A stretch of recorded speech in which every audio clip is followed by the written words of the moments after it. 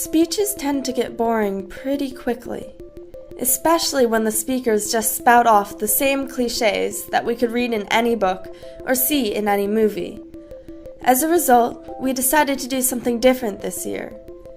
This is our class and our moment, and we didn't want to waste time with the formality of talking at you for 20 minutes. Instead, we decided to put everybody on stage to better represent this class and our generation as a whole. This is our solution. Think of it as a gift from us to you, the Poughkeepsie High School class of 2010.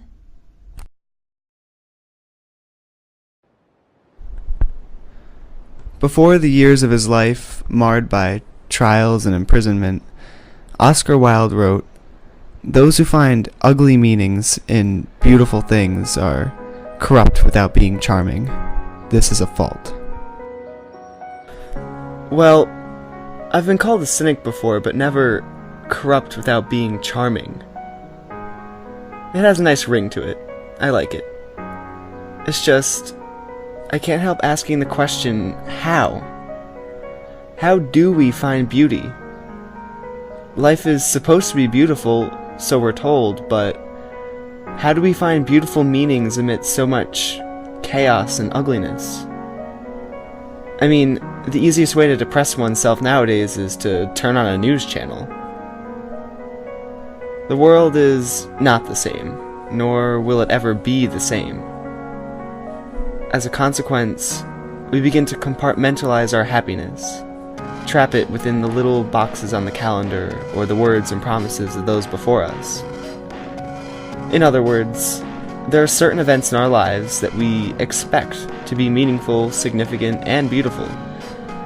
And it's this expectation that blinds us. Wilde goes on to write, "They are the elect to whom beautiful things mean only beauty."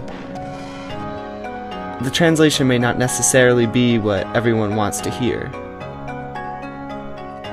Forget prom. Forget getting your license. Forget first kisses or walking down the aisle. Forget answering the phone with a smile at your 9-to-5 cubicle job. Forget your 16th birthday or removing the training wheels from your bike. Forget that house with a dog, 2.5 kids, and a white picket fence, and doing things for the sake of memories and photographs. Forget graduation. The expectation blinds us. It's like staring at the sun for too long. We need to look past these textbook definitions of happiness. We, as a society and as individuals, need to learn to find beauty as it comes to us. No moments in life are guaranteed to be meaningful at birth. Start finding beauty in the unexpected. Simple things, complex things, old things, new things, anything. Anything except the expected. Once we all realize that life isn't about listening to society, and that we aren't listening to ourselves, we'll find what truly makes living beautiful. Something different for each and every one in this room. Is it on? Now it is. Oh, okay. The American dream has changed drastically. Nobody really cares about a house and a picket fence anymore. Everybody kind of wants to, do a lot of girls, earn a lot of cash. More like, screw everyone, I want my money, capitalism rules, no one cares about society Cash and is king. taking care of their communities anymore. That's the American dream now, so I think that represents, wow. The American dream is whatever you want it to be. It's how you want your life to be lived, how you want to live your life. It's different for everybody. Sure, my great grandparents that came through Ellis Island had their own ideals of what the American dream would be. For me, it's about finding what you want to do with your life and driving all your ambitions towards that goal. I think the American dream is dead.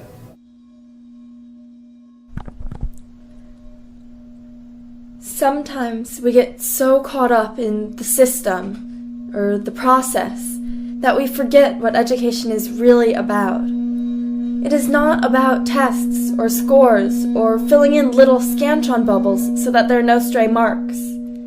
It is not about subordination, nor is it about walking across a platform wearing a gown and an oddly shaped cap. It is not about uniformity.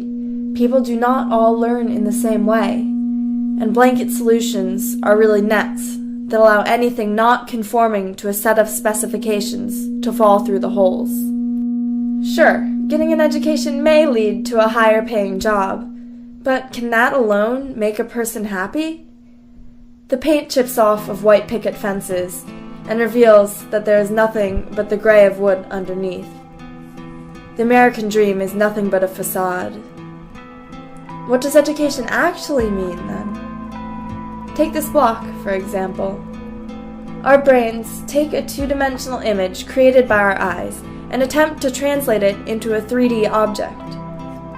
However, it is impossible for us to see more than one plane simultaneously. When a different perspective is taken into account, the object may be completely different than how it first appeared to be. And that is what education does. It allows us to examine the variety of perspectives that make up the human experience, and to use those perspectives in order to build complete images of the world around us. Today, we will experience a change in our own perspectives. However, each step that brought us toward this point has helped us to learn a little more about how somebody else sees the world. These visions contribute toward our day-to-day decision-making, our outlooks on life, and our place in a changing and terrifying world. We will continue to accumulate these insights for the rest of our lives. And that is what education is truly about.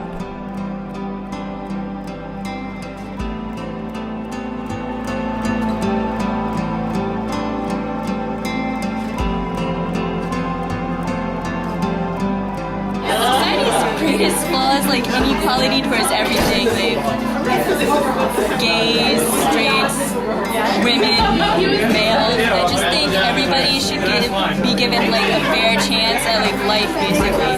Because it's wrong. Like we're all human, we're all the same practically, and we should be treated as such. I know like they say that everyone has equal rights and everything now, but you can't say that there's still no sexual profiling when it comes down to jobs and a lot of other stuff. So I think gender still plays a huge role. And I don't think that should like hinder people from getting a job or getting, anywhere in life. It's quite ridiculous, I think. I think society's greatest flaw is the fact that we have divisions and nations and there's flags everywhere. I think we should all just be one big world instead of having separate little worlds. So Everyone's Materialistic. Like if you go to other countries, it's nothing like America, and everyone like tries to say America's better for the reasons I think it's actually worse. The people are going too hard about who somebody is sleeping with when they should be worrying about who they're sleeping with. Being a size 5 and 5'10" and being too fat to be a model is disgusting. it doesn't really matter as long as we're all human. I prefer to check off other whenever anyone asks me my race, because I really don't see how it would affect anything.